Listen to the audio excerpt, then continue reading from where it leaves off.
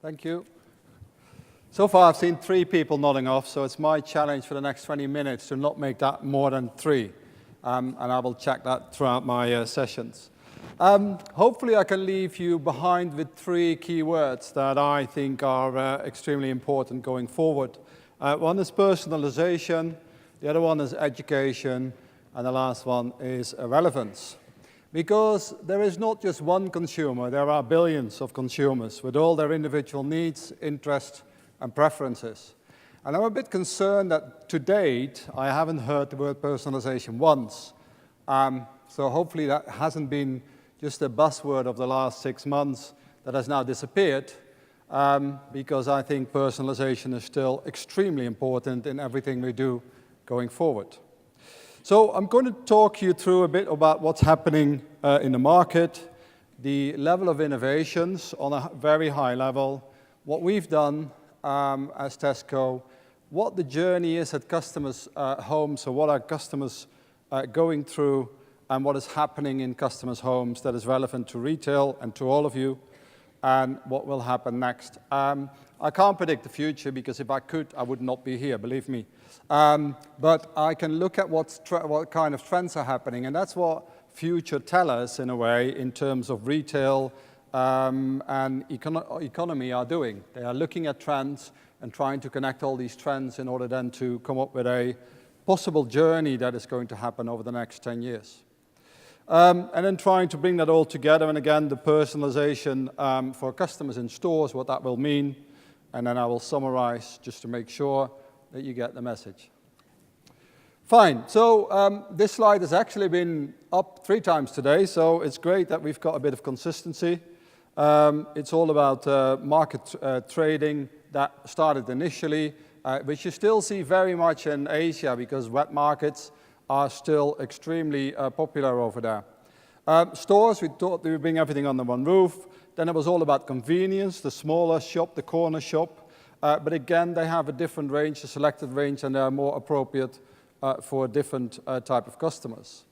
Then we started to build the large out-of-town stores, with a massive range, and not only selling food, but also selling general merchandise.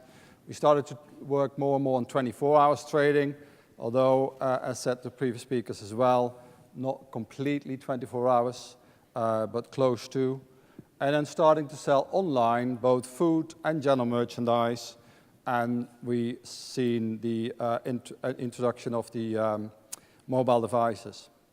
Whatever journey the customer takes, if he goes to a convenience shop or to a large out-of-town store, or uses the internet, the interaction with the brand is for the customer the same. It's just one organization that offers multiple channels and multiple interaction. So what you see happening is that there is lots and lots of innovation out. And some of the innovation is just gimmick.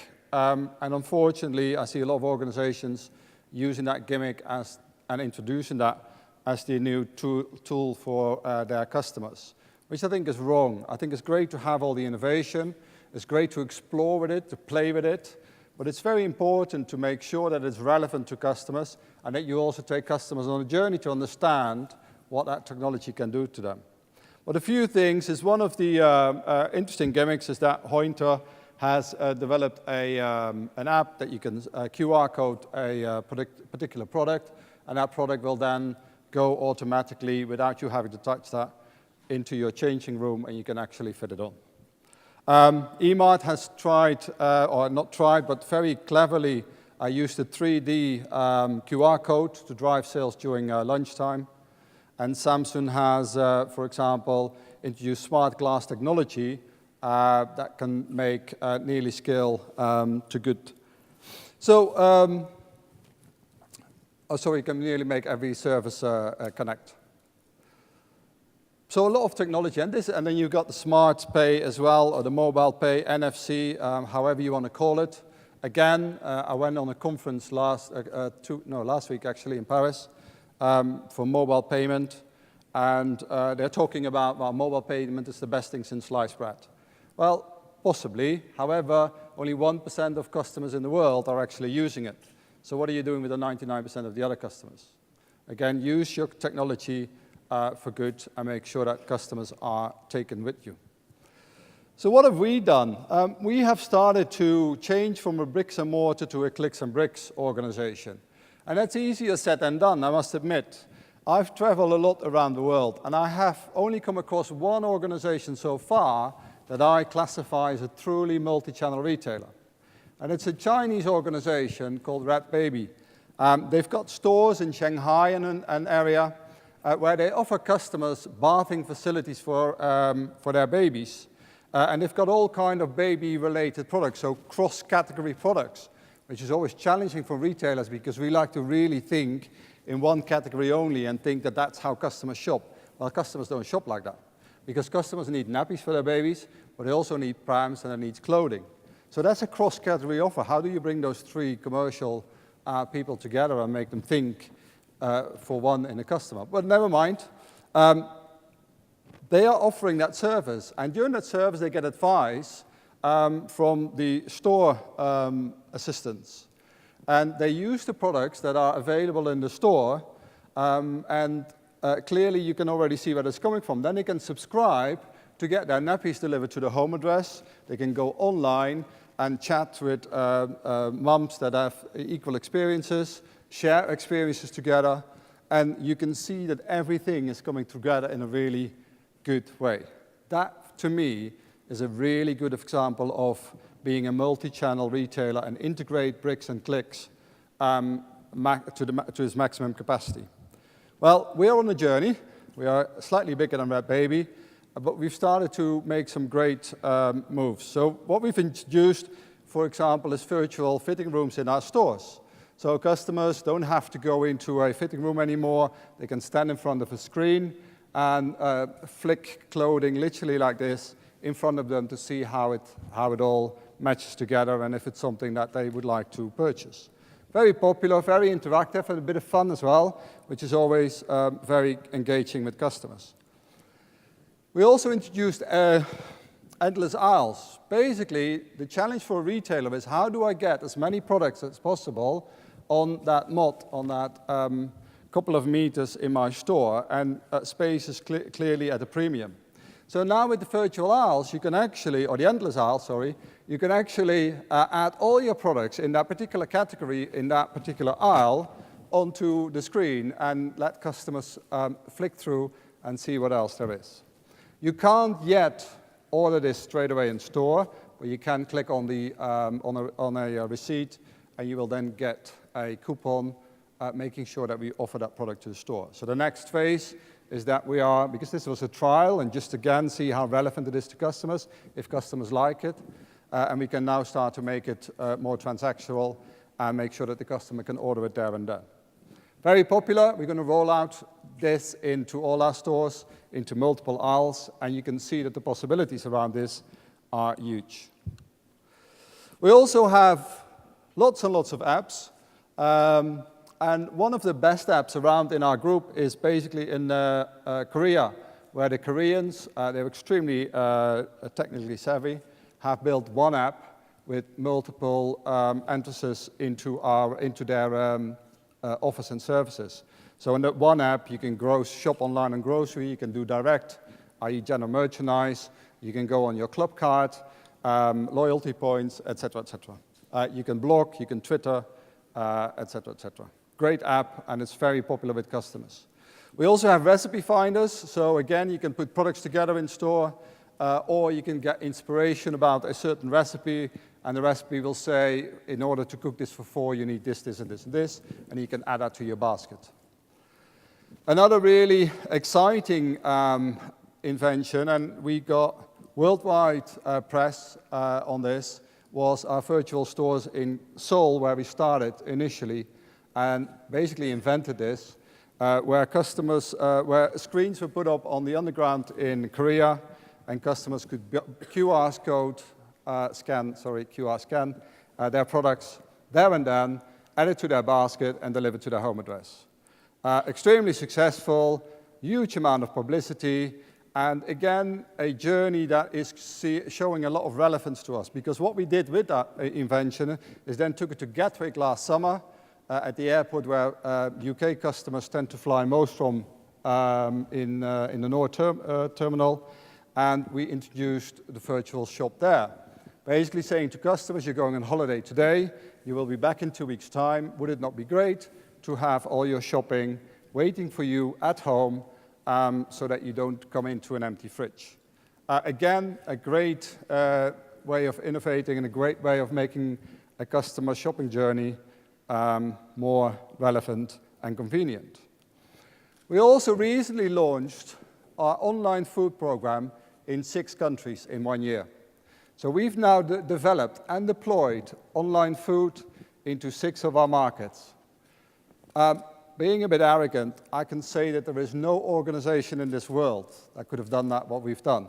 And again, it shows how Tesco is using its scale for good, because we have a really successful operation in the UK, picked it up, used that operating model, applied localities to it, and implemented it. And we can launch a country in 3 months from nothing. So there's nothing to date, and 3 months later you will have an online business. We are starting to get in demand by other retailers to do this for them. So what's going to happen at home? Well, we think a lot. If you look at a house, you already see a lot of trends. So you see that water consumption is being monitored, which is really important and useful for not only utilities organizations, but also other organizations that can use that data and information to actually target customers personally. You can also imagine that as soon as you're finished with your product or your shampoo is finished, that if you have built-in scanners in your bathroom, that you just scan that item through your scanner, and that's going to be added to your basket straight away. You don't have to think about it anymore, because by the time you get normally out of bath, you've forgotten about it. So when you can do that there and then, you can see the opportunities there. Light setting to your preference. It's no future. My friend already got it. He's clearly have more money than me. He's got one device, one control, that as soon as he, in the middle of the night, wants to go to the toilet, he just press one button and all the lights throughout his bedroom, the hallway, to another few hallways, this big house, going into the actual toilet, are being lit up. And as soon as he walks back up again, they are going down. It's technology that's already there, and you can clearly see the opportunities going forward. In the lounge, the TVs will become computers and integrated within each other. Watching TV and at the same time browsing, comparing products, ordering products is something that will happen and is already happening. You can clearly see that that's something that we will starting to use more and more, but also what programs are customers watching and what are they inspired to, what kind of ads are they staying there to watch rather than flicking over to another channel. Is all information that is extremely relevant that you can use. And another one that we think is going to kick off is that the fridges will become smart fridges. And they already exist. LG already got them in Seoul, where you can then see that in the future, you could see that if the product, your milk is empty, you take it out of the fridge and the product is empty, it gets automatically added to your basket and automatically then delivered to you in your next fridge. It would also say if you want to have a recipe or you want to cook a meal, the fridge will then tell you what you've got, but also what you haven't got if you link that to your recipe finder. So you then can combine and say, okay, I need only those 4 ingredients to make that meal for me tonight. Can you please make sure I get those products? So it will be fully connected between home, work, and retail. And it will be more and more convenient, and everything will be more visual. And as such, the whole shopping trip will change completely. And the timing of the whole delivery will have to change as well as a result. So what's going to happen? Clearly, these developments will continue and will make us think, and that's what we're doing on a daily basis, about what that means for our shopping trip. What does that mean for the interaction with our customers? How many retail space do we still need going forward? There is talk now from our CEO, Philip Clark, to reduce the space in our stores because we see that particularly general merchandise sales is more and more going online. At the same time, we see that we are creating stores in stores, and that potentially might be useful for the space that we have. So there's lots of developments. We do believe, though, that stores will continue. And I don't think that pure play will remain as successful as they are. And I'm not saying that an Amazon is not going to be successful, clearly, because they are, and they have been very successful. But why are they opening so many lockers? Why are they starting to build partnerships with all kinds of petrol stations? Because they realize that it's not just about online. They realize that it's multi-channel. They realize that they need some kind of interaction. And personally, I think that Amazon will have a challenge and a struggle, and there was somebody from Amazon here, I know, with the fact that they don't have that customer interaction. Where we get most positive feedback of our food online business, or operation, sorry, is about the actual moment that the driver, which we call customer delivery assistance, by the way, is handing over the parcels to the customer. That's where the customer really feels value and feels that he's looked after and cared for and trusts everything that we're doing. So you can see that pure play players are starting to look into that as well and become more multi-channel than just having one channel to sell through. Mobile will become extremely important, and I think going forward, currently our mobile from our side is used to amend orders rather than to place full orders. But I think with technology improving, screens, displays are getting better.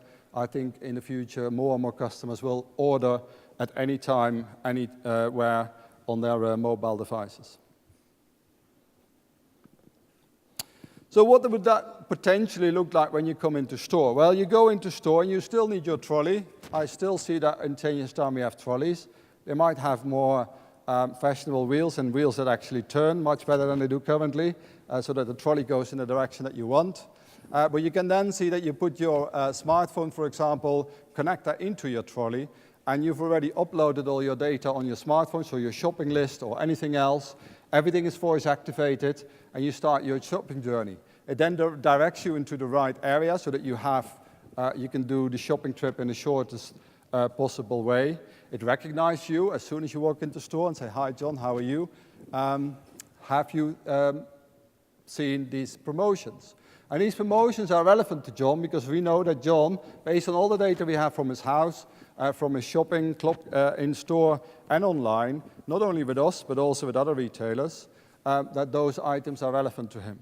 So we make sure that on the day we give him promotions that are relevant, and that clearly enhances the chance of John actually purchasing them with them.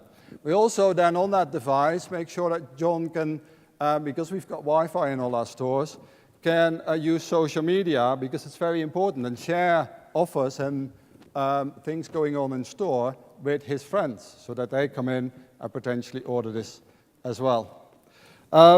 We can also make sure that we make things relevant in terms of their health. So if a customer is very health conscious and needs to look at the gross domestic or the GDA, what is the intake, the daily intake, clearly I'm not a health addict, daily intake, we can make sure that we say this is not more than X calories, or the alternative is this one for that amount of calories. So which one do you prefer? So you can really see that the interaction and the actual shopping trip becomes extremely personal, relevant to that individual, and that it's going to actually drive more sales. It's also going to be there and then, so when the customer actually wants it, because we still organize ourselves around our capability, whilst we should organize ourselves towards the customer need. That doesn't mean next day delivery anymore, that means now. And that's going to be the challenge going forward. How do we get things now? All of this, what we're doing, and that's extremely important, is to make sure that we take the customer with us. We have trialed contactless payment, but hardly anybody is using it. Customers are still nervous. So customers still prefer, with all the technologies that we've got around it, with all the devices that we have, still prefer to take their wallet and pay by cash. Well, we have to make sure that we cater for that. And we need to make sure that we introduce technology that is actually helping the customer rather than making life too difficult, or we think that we should introduce it for the sake of the technology. So make it relevant and make it personal to customers. So we're dedicated to leading innovation through all the things that we're doing, and we continue to spend a lot of time and money on it, ensuring that innovations are helpful and useful to our customers, not just for technology's sake, delivering innovation globally. So whatever we do in the UK, we will bring global, but we're now also starting to bring things back from international to UK, and we recognize that we have to take our customers with us. We really need to make sure that we are taking the customers with us in order to make sure that it's not going too fast and we're losing them. I've heard a phrase last week, well, the train is running on mobile payment, so we just have to go with it. And I said, well, okay, that's fine, but have you stopped at any stations to pick your customers up? Because if you don't, then clearly there's no point that the train is running and arrives empty at a certain destination. So the future will see our homes making easy work of the shopping trip, and store becoming more and more helpful and personalized in the trip and in any customer interactions. Thank you very much.